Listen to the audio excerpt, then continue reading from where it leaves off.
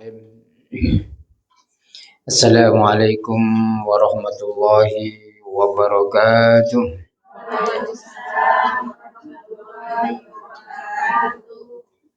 Alhamdulillah, alhamdulillahi rabbil alamin wa bihi nasta'inu ala umuri dunya waddin.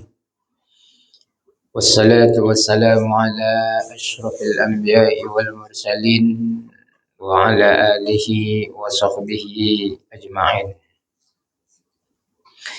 Asyhadu an la ilaha illallah wa asyhadu anna Muhammadan abduhu wa rasuluhu la nabiyya ba'dah. Allahumma salli ala sayyidina Muhammad wa ala ali sayyidina Muhammad. Allahumma iftah alaina hikmataka wansur alaina min khazaini rahmatika ya arhamar rahimin. Rabbi shrah li sadri wa yassir li amri wa hlul 'uqdatam min lisani yafqahu qawli. Wa sallallahu ala sayyidina Muhammad wa ala alihi wa sahbihi wa barik wa sallim ajma'in. Taqabbalallahu minna wa minkum taqabbal ya karim. Baik jemaah yang dirahmati oleh Allah Subhanahu wa taala. Apa kabar semuanya? Alhamdulillah ceria Alhamdulillah walaupun gelap-gelap kan gitu. Ini saya pun saya tadi masuk pun ini gelap semua nih. Ya kan gitu. Ya. Tapi alhamdulillah biarkan gelap pakaiannya tapi jangan gelap hatinya kan gitu kan. Yang penting tuh hatinya tetap bersih, bersih, putih dan sebagainya. Baik, seperti biasa sebelum kita memulakan majelis kita pada petang hari ini, sebelumnya memohon maaf di atas keterlambatan saya. Bukan disengaja, tapi karena memang waktu zuhurnya semakin lambat.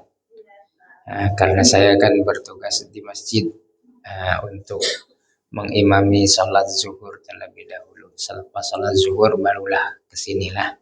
Ya, selesai zuhur aja 1.45 kan. So dari Gilang ke sini kan dalam kurang lebih 20 menit lah. Itu pun jalannya nak kena hati-hati ya. Maklum banyak bukan jam, banyak kamera. Jadi tak bisa lah ngebut. Itulah. Kita salat nariyah lah ya. Kita buka dengan salawat nariyah. Mudah-mudahan dengan kita sama-sama membaca salawat nariyah satu kali aja. Mudah-mudahan Allah ampuni segala, ini volumenya terlalu sangat tinggi ya, tapi tak apalah, saya yang menjauh. Biar kami yang mengalah. Mudah-mudahan kita berharap pada Allah Subhanahu wa taala, mudah-mudahan majelis kita ini diberkati oleh Allah Subhanahu wa taala dengan kita bersalawat nariyah. Dan juga semoga juga Allah mengampunkan dosa dan kesilapan kita semuanya. Dan dengan membaca salawat nariyah juga mudah-mudahan segala urusan kita, urusan pekerjaan kita, keluarga kita dan juga anak-anak kita dipermudahkan oleh Allah Subhanahu wa taala.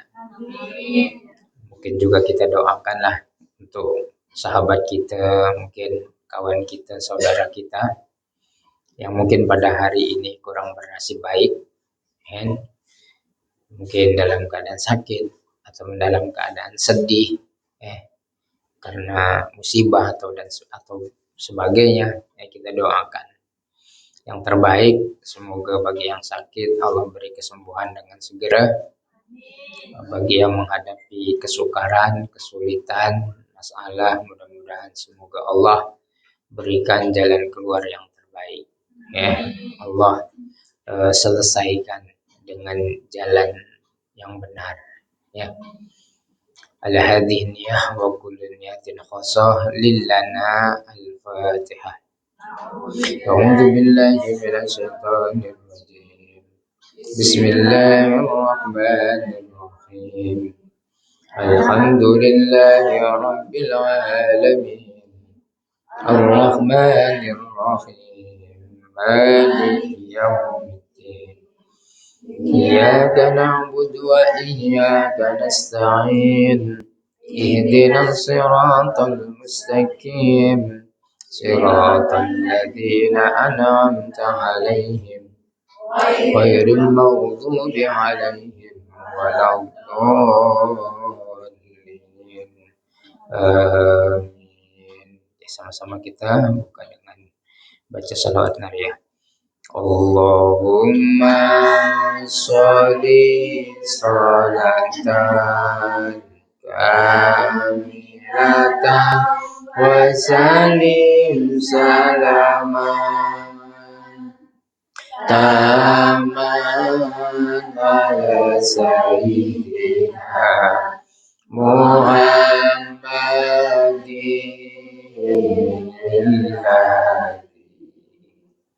tanhalul bihil uqadu wa tanfariju bihil kurabu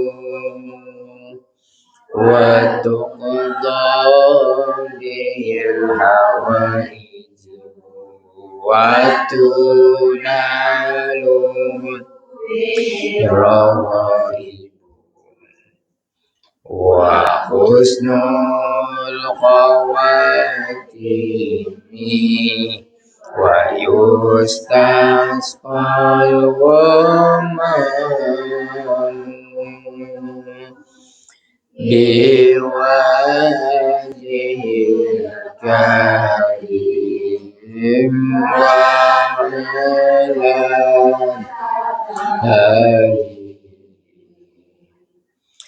wasahbihi fi kulli lamhatin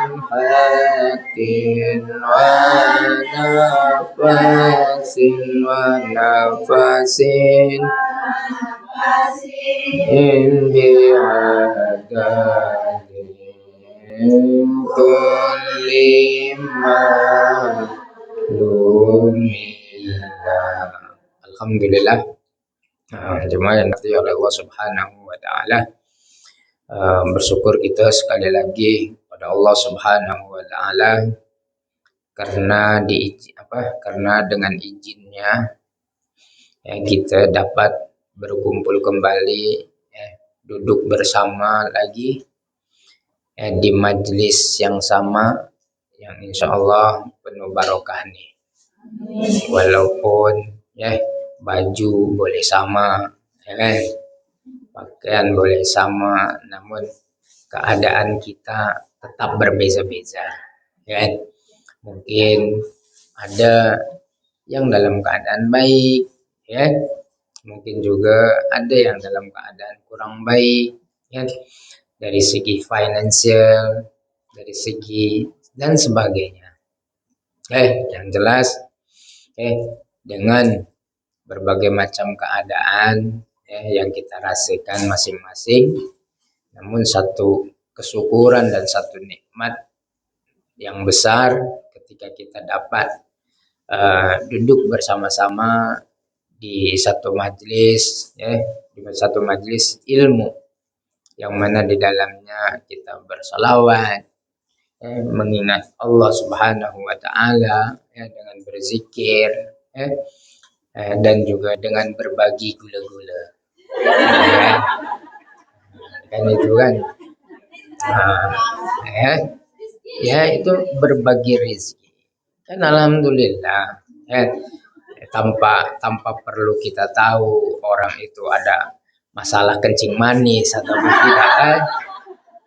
Nah, yang penting kita bagi. Ya, nah ini adalah satu keindahan, satu kebaikan bersama. Ya, alhamdulillah. Ala kulli hal tetap kita bersyukur pada Allah Subhanahu wa taala karena masih banyak di luar sana ya yang tidak tahu mempergunakan waktunya untuk apa. Ya, masa lapangnya dipergunakan untuk apa? Masih banyak lagi.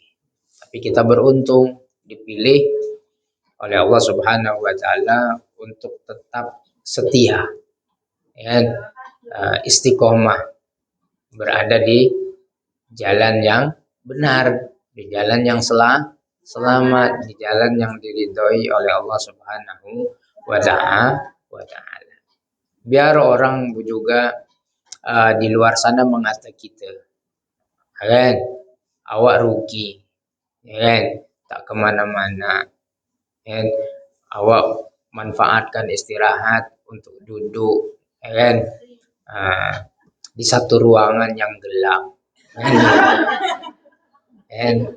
Tak apalah, mereka boleh mengata. Tapi yang jelas kita harus senantiasa berkeyakinan di mana kita berpihak kepada kebenaran, berpijak kepada kebenaran. Insya Allah kebenaran itulah yang akan dimuliakan oleh Allah Subhanahu wa taala. Jadi soal kebaikan ini bukan banyaknya orang, bukan disukai atau tidak. Karena kebaikan itu adalah satu anugerah lah yang Allah beri ketika kita berada di dalamnya. Karena di akhirat kelak nanti yang akan menyelamatkan kita adalah hal-hal yang baik yang telah kita lakukan. Sudah tentu dan pasti kebaikan yang kita lakukan itu juga mestilah didasari atas karena Allah Subhanahu wa taala semata. Oleh karena itu tetaplah kita bermohon pada Allah Subhanahu wa taala semoga kita diberikan istiqomah tetap mengisi waktu luang kita, waktu istirahat kita dengan sesuatu yang baik. Semoga dengan demikian Allah takdirkan kita kepada golongan orang-orang yang soleh, solehin dan juga solehat, kan itu yang kita harapkan. Oleh karena itu sentiasalah untuk kita menanamkan niat untuk berbuat kebaikan, meningkatkan amal ibadah kita, berusaha terus menerus untuk melaksanakan segala apa yang diperintahkan oleh Allah dan menjauhi segala apa yang dilarang oleh Allah Subhanahu wa taala. Terus untuk kita bermujahadah mendekatkan diri kita kepada Allah Subhanahu wa taala. Mudah-mudahan dengan demikian kita dimuliakan oleh siapa? Oleh Allah Subhanahu wa taala. Karena inna akramakum indallahi atqakum. Sesungguhnya kemuliaan di sisi Allah itu tidak lain tidak bukan adalah hambanya yang bertakwa, yang senantiasa berusaha untuk melaksanakan amal kebaikan. Baik jemaah yang dirahmati oleh Allah Subhanahu wa taala, di kesempatan yang berbahagia ini ingin saya kongsikan satu hadis. Hadisnya panjang, namun mungkin kita sebahagian aja dahulu daripada hadis ini. Untuk kita sama-sama merenungi bersama, mengambil pengajaran daripada apa yang telah disampaikan oleh Rasulullah Shallallahu Alaihi Wasallam. Karena di mana saja kita berada, tetap panduan kita adalah dua, Al-Quran dan juga Sunnah. Ketika ketiadaan satu tuntutan itu tiada di dalam Al-Quran dan juga Sunnah, maka kita harus mengikut ijtihad para alim ulama. Itulah dasar petunjuk perjalanan hidup kita. Insya Allah ketika kita mengikuti apa sahaja yang ada di dalam Al-Quran dan juga apa yang telah disampaikan oleh Rasulullah SAW melalui hadisnya, insya Allah kita akan sentiasa terbimbing lah, terbimbing berada di dalam jalan yang lurus, di dalam jalan yang diridhoi oleh Allah Subhanahu wa Ta'ala. Hadis yang saya maksudkan, yang ini saya sampaikan adalah daripada Imam Muslim yang meriwayatkan daripada Sa'id bin Abdul Aziz, daripada Rabi'ah bin Yazid, daripada Abu Idris Al-Khailani, daripada Abu Dzar radhiyallahu anhu. Ada hadisnya panjang dan juga ini hadisnya sahih. Kenapa sahih?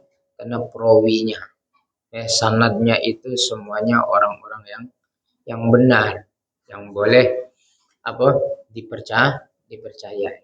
Bukan daripada keilmuannya, kealimannya, akan tetapi juga adab, sopan santunnya, bukan setakat itu juga, akan tetapi juga tentang seberapa kuatnya penghafal dalam menghafal sesebuah hadis itu. Jadi bukan suatu yang mudah untuk menentukan hadis itu adalah sahih, hadis itu adalah hasan. Ini semuanya mengandungi ada ilmunya lah, ilmu hadis. Jadi alangkah naif lah kalau ada orang yang mengingkari hadis, ingkar sunnah dan sebagainya. Jangan sampailah. Karena dari zaman ke zaman mesti akan ada terus senantiasa orang yang ingkar akan sunnah, bahkan bukan sunnah haji yang dia ingkari, akan tetapi juga Al-Quran, kitabullah. Oleh karena itu tetap untuk kita senantiasa haruslah berhati-hati. Apatah lagi sekarang eranya era yang terbuka. Semua maklumat kita dah boleh kita ambil tahu kan, kita dapatkan melalui handphone kita. Oleh karena itu sentiasa untuk kita mengawas diri supaya kita ini tidak mudah tersesat. Dalam kita percaya dan yakin harus bahwasanya agama yang kita pegang, agama Islam ini adalah agama yang selamat. Agama yang selamat. Agama yang diridhai oleh Allah Subhanahu wa Ta'ala, karena innad dina indallahi Islam, sesungguhnya agama di sisi Allah itu adalah Islam. Kita harus yakin dengan seyakin-yakinnya. Kita hidup di era manapun, di abad yang keberapa pun, tetap dengan segala informasi yang masuk pada kita pun tetap kita berpegang teguh kepada ajaran Islam. Jangan terpengaruh. Oleh karena itu supaya kita ini tidak mudah terpengaruh oleh ajaran-ajaran yang menyimpang, ya mesti kita memahami agama kita ini dengan kefahaman yang menyeluruh, bukan yang separuh, bukan yang cocok dengan kita saja. Jadi kita masuk memahami agama Islam itu, kita harus memahaminya secara menyeluruh, bukan separuh Pak, separuh. Bukan hanya untuk kepentingan kita sendiri saja. Karena sangat jelas perintahnya udkhulu fisilmi kafah. Kan gitu. Udkhulu fisilmi kafah. Masuklah kalian ke dalam Islam itu dengan secara kafah. Kafah itu secara menyeluruh, benar, keseluruhannya. Karena kita yakin Islam itu bukan bicara bukan bicara soal bagaimana kita beribadah kepada Allah saja. Akan tetapi Islam itu adalah norma kehidupan. Bukan norma kehidupan. Norma kita bagaimana beribadah, norma bagaimana kita hidup sebagai manusia di muka bumi ini, norma bagaimana kita bernegara sebagai menjadi warga negara, norma bagaimana kita menjadi seorang pekerja yang baik, kan begitu. Bagaimana kita sebagai seorang tetangga, jiran, sebagai muslim yang baik dan sebagainya. Itulah agama. Jadi dari bangun tidur hingga tidur lagi, itulah agama. Diatur semuanya. Dan apabila kita sudah melenceng saja daripada norma-norma agama itu, maka yang akan kita dapatkan adalah kerusakan. Bukan keselamatan, bukan kesejahteraan, bukan kenyamanan. Akan tetapi apabila kita tadi, kalau kita menyalahi agama, aturan agama yang akan terjadi, yang akan datang, yang akan menimpa kita adalah satu kerusakan. Ya kan? Itu azab. Mungkin selamat kita di dunia, tapi tidak akan pernah kita selamat akan azab akhirat. Oleh karena itu, sebagai kita sebagai penganut agama Islam, yang kita yakini ini adalah agama yang selamat, maka kita harus mau untuk mengajak orang lain berbuat kebaikan, untuk join kita sama-sama. Ya, alhamdulillah pada hari ini ada peningkatan, kan? Agak penuh lah kan. Alhamdulillah. Tapi masih belum lagi mengalahkan sebelum COVID kan. Macam gitu. Namun alhamdulillah perlahan ada penambahan. Yang gitu. Teruskan dakwah. Apapun profesi kita, dakwah tak boleh kita tinggalkan. Karena dakwah itu adalah satu kewajiban kita semua sebagai orang Islam. Kita ini semuanya juru selamat. Oleh karena itu mengajak, jangan mengejek. Itu harus kita rangkul. Jangan juga kita memukul kepada orang lain. Jadi supaya orang mau merapat, mau mendekat. Yang jauh mendekat, yang dekat merapat. Itu kan. Itulah. Itu yang seharusnya yang kita lakukan. Itulah ciri khas umat yang terbaik. Boleh ya sama-sama. Jadi tugas dakwah itu bukan sahaja di pundak seorang ustaz, alim ulama, dai sejuta umat. Oh bukan, sekarang saja dai sejuta follower. Kalau dulu almarhum Zainuddin kan sejuta umat karena belum lagi ada Facebook. Itu kan. Nah, kalau Ustadz Somad sejuta follower. Kan? Nah, so begitulah. Ini tren, ya. Nah, tren dunia. Tapi apapun dakwah, ya. Bukan saja kepada tadi. Selagi kita ini menjadi umatnya Nabi Muhammad Sallallahu Alaihi Wasallam, disitulah ada kewajiban untuk kita menyeru kepada yang baik, mencegah kepada kemungkaran.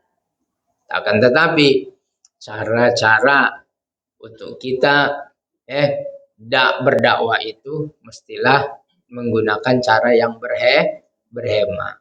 Jangan memukul, jangan menghina, tapi kita rangkul, kan? Nah, kita dekati.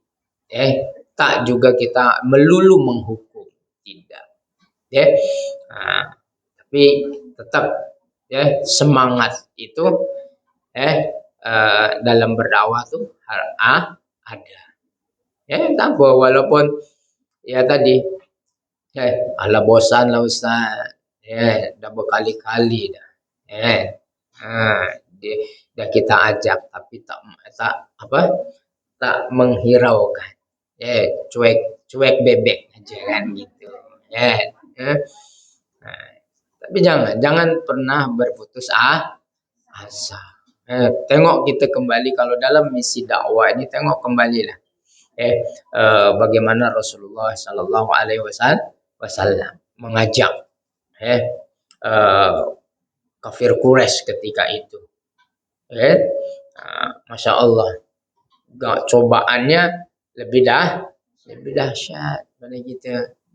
Dan itu, kita kalau sekedar unfollow tuh jangan merasa sedih lah. Bahas sekedar unfollow kan, unfriend. Aku tak nak kan. Aku meluat lah dengan dia ni. Masih ajak aku je kan, nak ini, nak itu. Kan? Aku unfriend dia. So jangan bersedih. Biarkan itu biasa, normal, baru unfriend. Kalau kita ada page kan, unfollow. Unlike. Apalah. Jangan pernah bersedih. Berkeyakinan. In la tahzan wa la takhaf, innallaha ma'ana. Dan innallaha ma'ana, la takhaf. Jangan takut. Wa la tahzan. Dan jangan kau bersedih.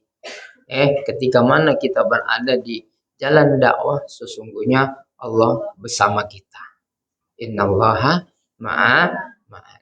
Insyaallah.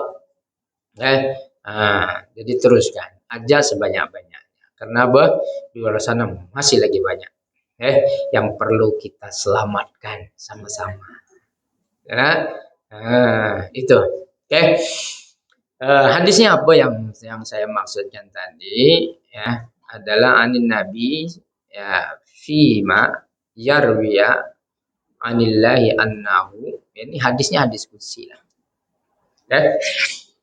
Annahu qala ya ibadi inni haramtu zulma ala nafsi wa ja'altuhu bainakum muharraman fala tazalamu. Maksudnya apa? Daripada Nabi yang diriwayatkan oleh siapa tuh tadi Sa'id bin Abdul Aziz tuh anillah daripada Allah Subhanahu wa taala. Ini hadis qudsi tahu kan? Hadis qudsi tahu tak? Hadis qudsi ini lafaznya itu daripada Allah, tapi maksud hadis itu adalah daripada lafaznya itu daripada Rasulullah, tapi maksudnya itu daripada Allah Subhanahu wa taala. Tapi kalau Al-Qur'an itu kan lafaz dan juga maksud itu daripada Allah Subhanahu wa taala, karena Al-Qur'an itu kalamullah. Kalau hadis qudsi itu hadis lafaznya itu daripada Rasulullah, tapi maksud daripada hadis itu daripada Allah Subhanahu wa taala. Paham? Tapi kalau hadis sahih, kalau hadis itu adalah lafaz dan maksudnya dan maknanya itu daripada Rasulullah Shallallahu Alaihi Wasallam. So kita harus bezakan. Jadi tingkat hadis kursi itu lebih tinggi.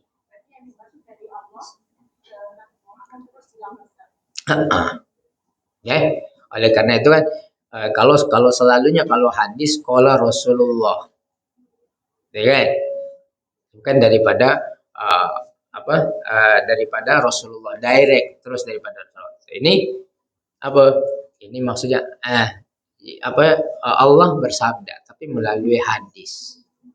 Ya, boleh paham? Ya, boleh lah ya. Nah, nanti kalau membahas hadis ini tambah mengantuk nanti. Ya, karena memang tak muasil tambah mengantuk. Nampaknya udah pada makan.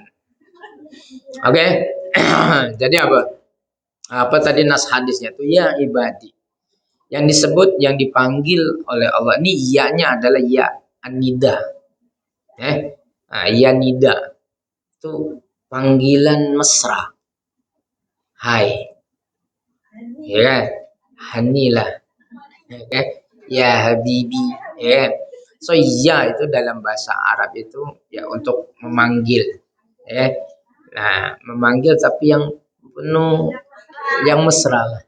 Ya, yang penuh lemah lembut lah, kasih sayang. Kalau ini kan hey kan gitu kan. Nah, gitu. Okay. Jadi ya ibadi, wahai hambaku, ini haramtu az-zulma ala nafsi. Sesungguhnya aku telah mengharamkan kezaliman atas diriku. Wa ja'altuhu bainakum muharraman. Dan aku jadikan juga, aku haramkan juga kezaliman itu di antara kalian. Paham tak? Oleh karena itu fala tazalamu. Oleh karena itu janganlah kalian itu saling menzalimi. Ya. Nah, jadi apa maksudnya? Yang pertama ini perenggan pertama dilarang untuk kita itu saling berbuat kezaliman. Ya. Terutamanya adalah kezaliman kepada orang lain. Jangankan yang namanya kezaliman ini jangankan kepada orang lain, kezaliman yang kita lakukan terhadap diri kita sendiri pun adalah sesuatu yang diharamkan. Zalim jangan kita hanya sebatas memahami berbuat aniaya saja, kan? Tapi lebih secara umumnya kita pandang zalim itu adalah lawan daripada adil. Kalau adil dia meletakkan sesuatu pada tempatnya. Ya. Tapi kalau zalim jadi apa sebaliknya lah. Meletakkan sesuatu bukan pada tempatnya. Ya, contoh. Ini contoh kezaliman. Kita berada di majlis di rumah Allah. Tempat rumah Allah adalah untuk beribadah, memperbanyak doa, memperbanyak zikir, ya, mengingati Allah Subhanahu wa taala. Akan tapi yang kita lakukan apa? Ngobrol, menggunjing, kan gitu kan. Ya, ini adalah kezaliman. Karena masjid kita karena masjid kita jadikan tempat untuk kita ngerum.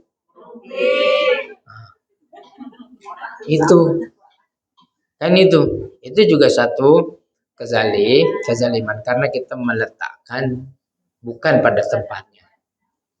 Karena kita menyamakan masjid sama juga dengan pasar, sama juga dengan kedai kopi.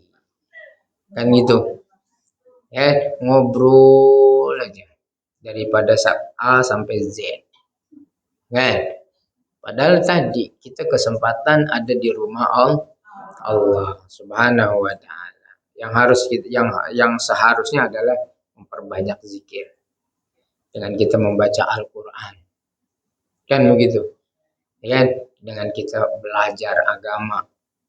Yang jelas semuanya itu ya ini rumah Allah, mestilah yang kita lakukan adalah perkara-perkara yang berkait erat dengan Allah. Itu yang seharusnya, yang semestinya kita lakukan. Tapi kalau kita tak buat ini kan tak buat yang sedemikian, maka kita zalim. Begitu juga kan dia tadi sesungguhnya aku telah haramkan kezaliman ke atas diriku kan. Dan inni haramtu az-zulma 'ala nafsi. Apa zalim ke atas diri kita? Contohnya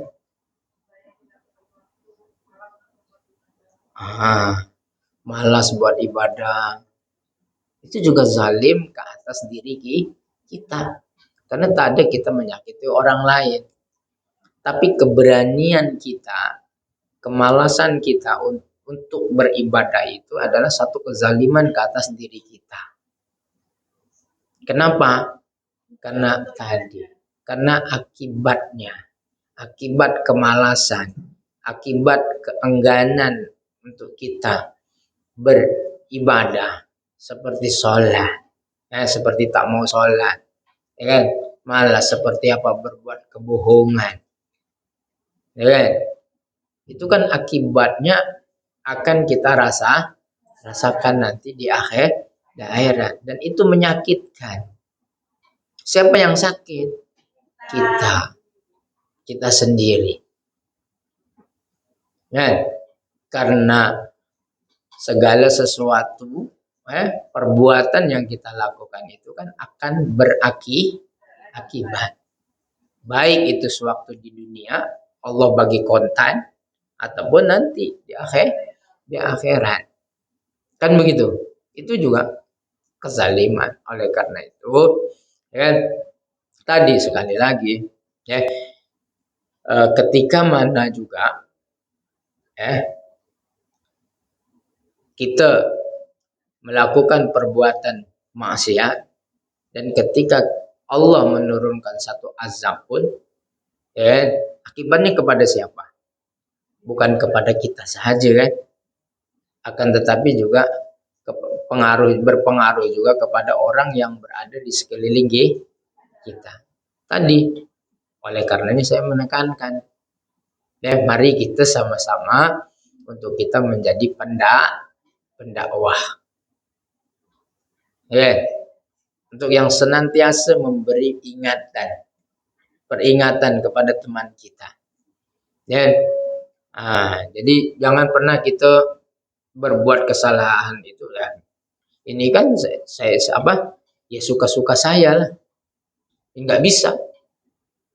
Dibilang berbuat maksiat itu ya suka-suka saya, ya dosa-dosa saya lah yang tanggung.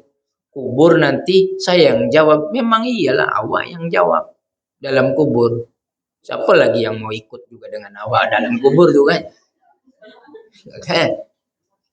Gak ada orang yang mau ngikutnya. Ya ikut dia di kubur ya kau jawab sendiri-sendiri.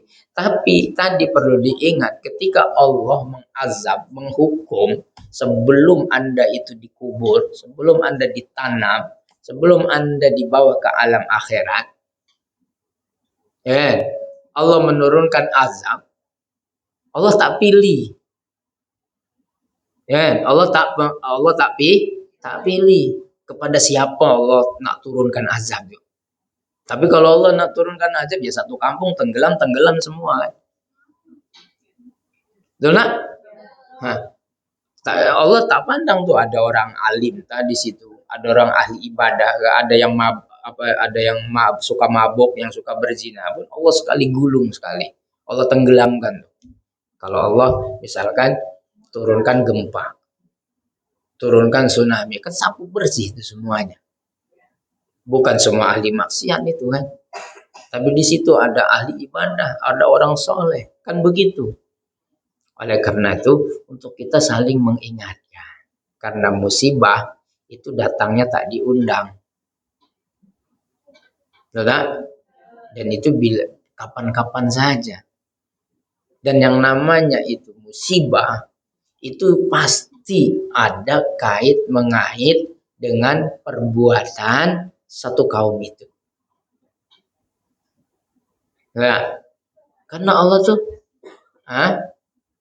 karena Allah tuh tadi sayang, tapi karena ya tadi lah untuk memberikan peringatan, untuk menyadarkan orang, ya, supaya kembali lagi kepada jalan yang benar, ya tadi Allah kirimkan sesuatu musibah.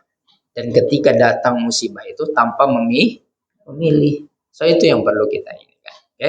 Jadi yang pertama tadi, apapun bentuk kezaliman itu adalah haram hukumnya untuk kita lakukan. Oleh karena itu mari kita sama-sama jauhi kezaliman. Ya, baik itu untuk diri berlaku zalim ke atas diri kita sendiri, apatah lagi dengan orang lain. Karena apa? Innallaha la yuhibbuz zalimin. Sesungguhnya Allah itu tidak menyukai orang-orang yang berbuat kezaliman. Ya. Terus lagi yang keduanya apa? Ya ibadi, Allah panggil lagi. Wahai hambaku. Ya. Kullukum dhalun illa man hadaitu. Fastahduni ahdiku. Apa maksudnya? Wahai hambaku. Ya. Kullukum. Ya. Kullukum dhalun. Ya, di antara kalian ini semuanya dalam keadaan sesat. Ya. So kita ini sesat semua. Illa kata Allah, ya, kecuali man hadaitu, kecuali bagi siapa yang sudah aku beri petunjuk. Oleh karena itu diseru oleh Allah, fastahduni, maka mintalah petunjuk dariku. Ahdiku, maka aku akan bagi petunjuk itu. Paham maksudnya? Ya sesungguhnya pada dasarnya kita semua ini sesat. Dalam keadaan sesat. Sekarang ya alhamdulillah kita tidak tersesat. Ya. Walaupun kadang ikut tersesat juga kan. Kan gitu. Kenapa alhamdulillah kita masih diberikan hidayah, petunjuk oleh Allah Subhanahu wa taala. Yang tadinya mungkin pada awalnya kita dahulu mengisi waktu kosong kita ini untuk hura-hura. Untuk shopping, untuk jalan-jalan, untuk nongkrong di atas rumput. Kan gitu kan, di kolong jembatan dan sebagainya lah. Tapi Allah bagi tuh petunjuk pada kita. Jangan pergi ke situ, ke sana tuh rabitah ada, sejuk dikit, kan gitu, kan itu. Akhirnya apa? Belok. Itu adalah hidayah. Oleh karena itu tadi kembali lagi apa yang saya katakan di awal tadi. Masih banyak di luar sana masih belum lagi dapat hidayah. Walaupun nama dia hidayah, belum tentu juga dia mendapatkan hidayah. Sini ada pula. Oke. Kan begitu. Jadi oleh karena itu sesuatu yang penting ketika mana kita berdoa, sesuatu yang penting yang untuk kita sentiasa minta. Untuk kita tidak pernah melupakannya ketika kita berdoa maka mintalah hidayah. Mintalah petunjuk pada Allah. Ini dalam hal apa sahaja. Ya, dalam kita berdoa, nak minta pesugihan ke, kan gitu ya. Jangan lupa minta petunjuk, minta hidayah. Karena bahaya juga kalau Allah kabulkan ilmu pesugihan kepada kita. Kita menjadi kaya mendadak tanpa diberi hidayah, jadi Firaun nanti kita. Kan begitu. Jadi korun makanya. Yang tadinya kita tak berpangkat, tiba-tiba menjadi CEO. Menjadi director. Menjadi bos besar, mem besar. Kan misalnya. Jadi mem besar. Tapi kalau kebesaran tuh yang besar-besar tuh tanpa diiringi dengan petunjuk dan hidayah, membahayakan. Itu sungguhnya kunci itu hidayah. Oleh karena itu, yang namanya hidayah itu tidak dimiliki oleh sesiapa, bahkan Nabi. Hidayah itu hanya milik Allah Subhanahu wa Ta'ala. Oleh karena itu penting untuk kita selalu minta dan minta dan minta. Supaya apa? Supaya kita ini tetap terselamat daripada kesesatan. Mungkin hari ini kita dapat hidayah sehingga kita dapat duduk bersama-sama di dalam masjid di satu majelis ilmu. Tapi ketika Allah tak bagi hidayah lagi kepada kita, mungkin minggu depan tak ada lagi kat sini. Kan itu. Mungkin waktu begini udah makan bakso kan. Itu kan begitu. Mungkin lagi dating bahkan kan. Kan gitu kan. Itu. Oleh karena itu satu hal yang penting untuk kita minta kepada Allah Subhanahu wa Ta'ala untuk kita senantiasa setiap kali kita berdoa minta Allahumma hdi. Doanya simpel. Allahumma hdi. Ya Allah berilah petunjuk padaku. Tambah lagi satu wa yassirli. Tak payah nak teruskan. 2 aja. Kalau ada amrinya nanti tambah panjang. Nanti shadaqallahul azim. Tapi ya Allahumma hdi wa yassirli. Ya Allah berilah petunjuk dan permudahkan untukku. Kan itu. Ini doa nih penting untuk siapa saja. Bahkan untuk orang yang memusuhi kita pun doa dengan ini insya Allah selesai.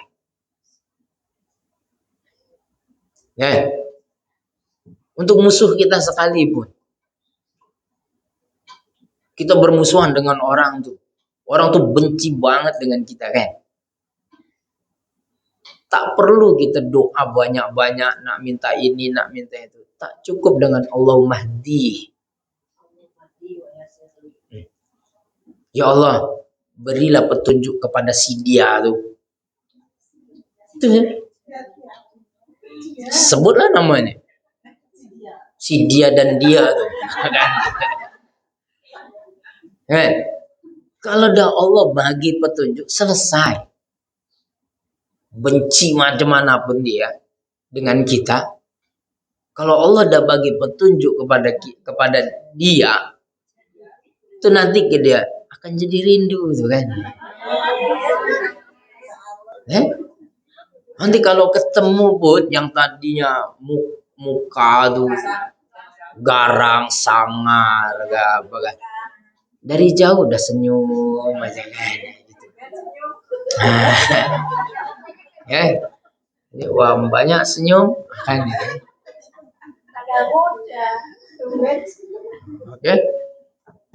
Itu selesai. Insya Allah. Apa aja masalah dengan suami kita kan? Masalah dengan anak kita kan, anak kita ketika tidak mendengar nasihat kita kan, baca tuh, ya Allah, Allahumma hdi. Ya Allah, berilah petunjuk kepada anakku. Ya Allah, berilah petunjuk pada suamiku. Ya Allah, berilah petunjuk pada janda yang sebelah tuh gitu.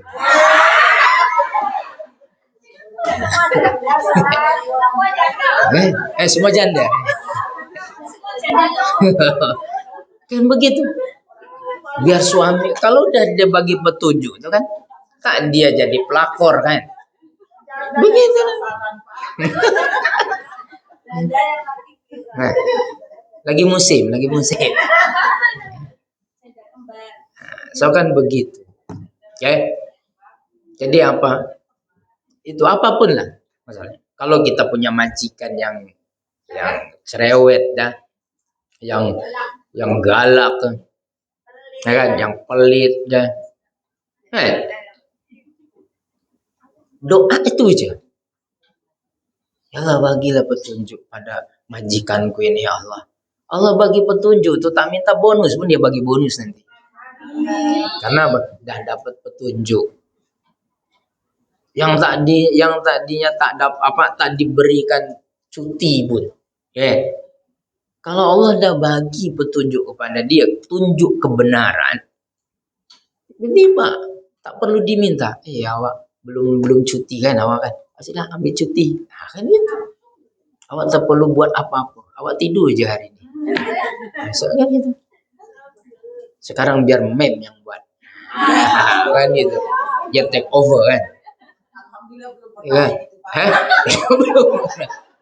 Makanya banyakkan doa tuh. Ya kan?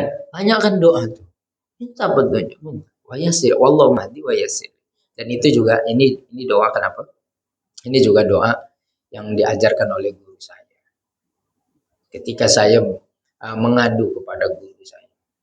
Kan? Abah ini udah capek kan? Cerita banyak.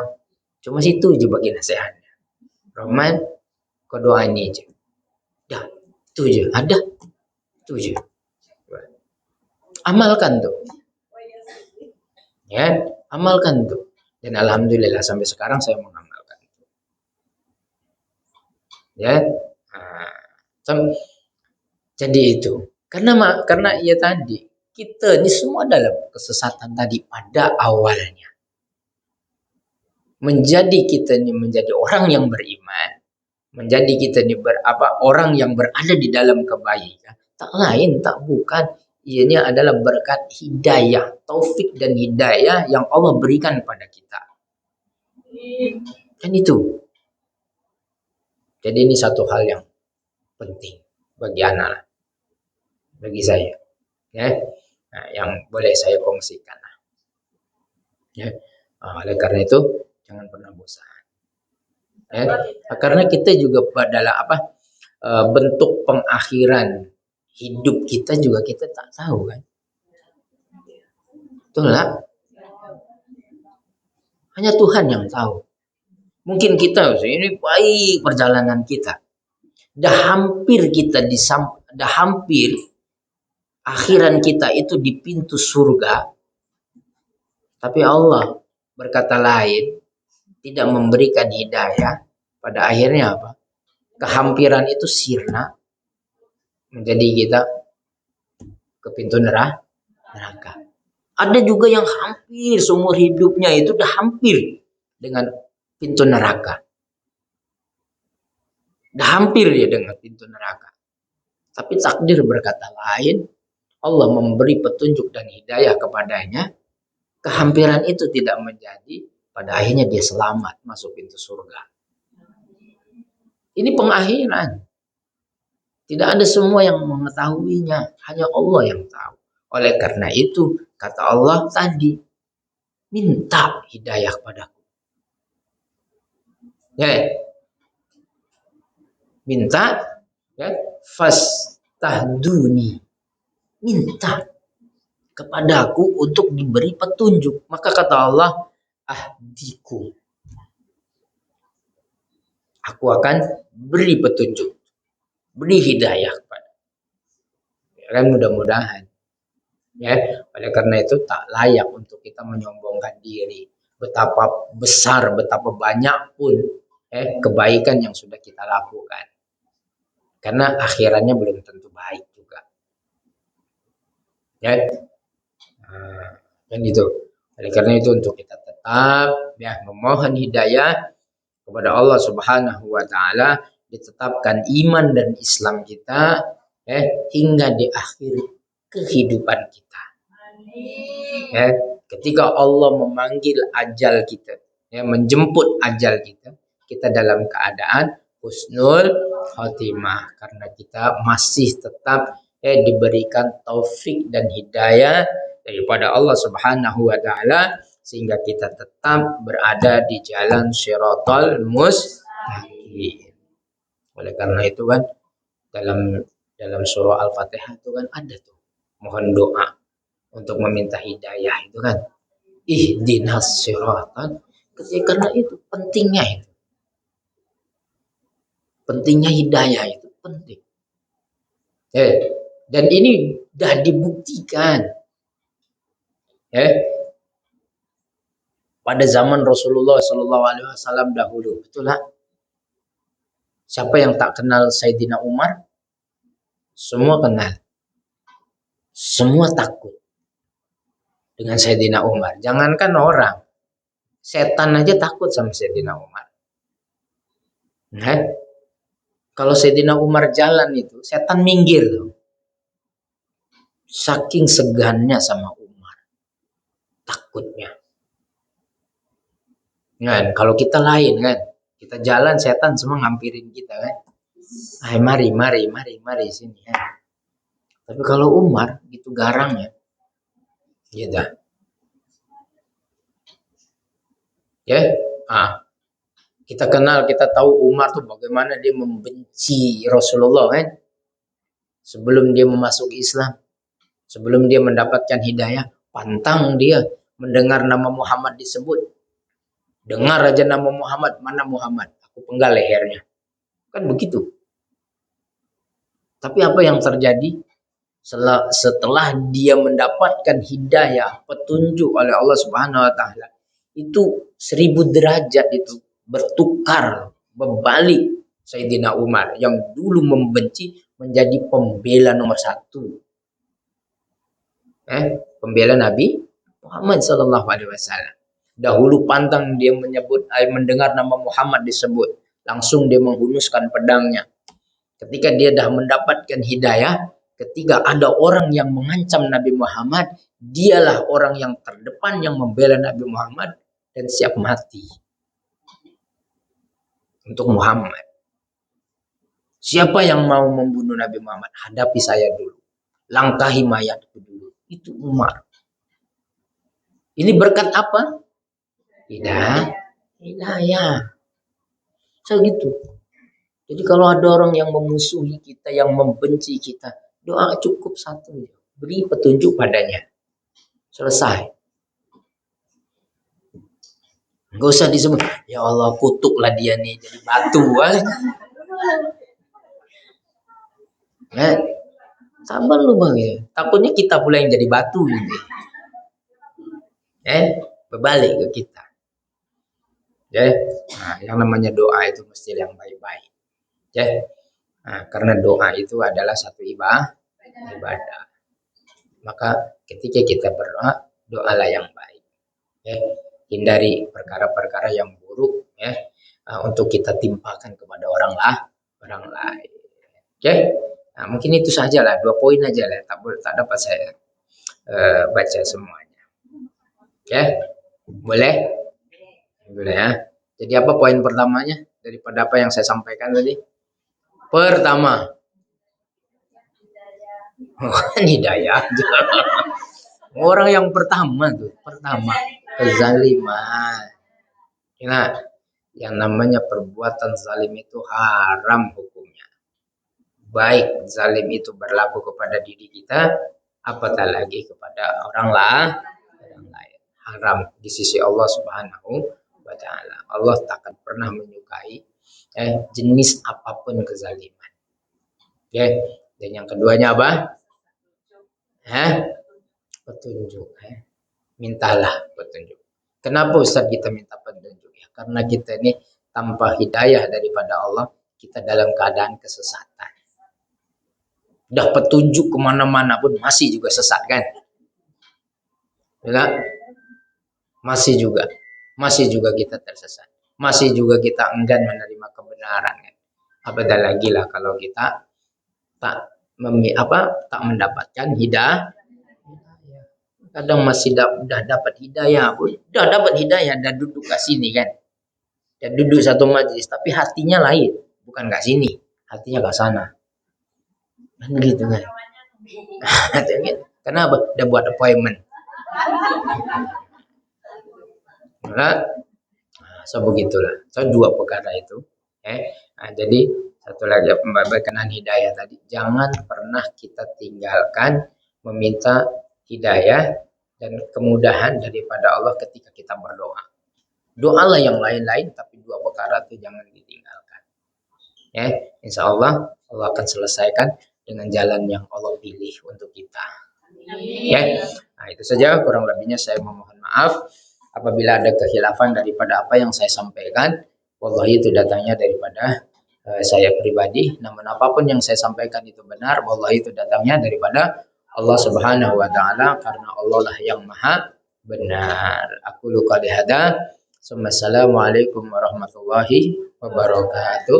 Subhanakallahumma wa bihamdika asyhadu an la ilaha illa anta astaghfiruka wa atubu ilaik. Bismillahirrahmanirrahim. Wal 'asr innal insana lafi khusr illa alladziina aamanu wa 'amilus shalihati wa tawasaw bil haqq wa tawasaw bis sabr.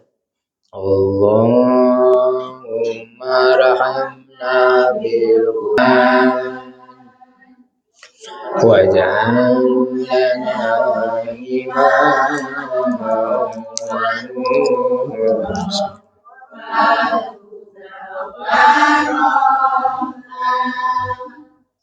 Allahumma zakirna minhu ma nasina wa'allimna minhu ma jahilna warzuqna tilawatahu ana al-layli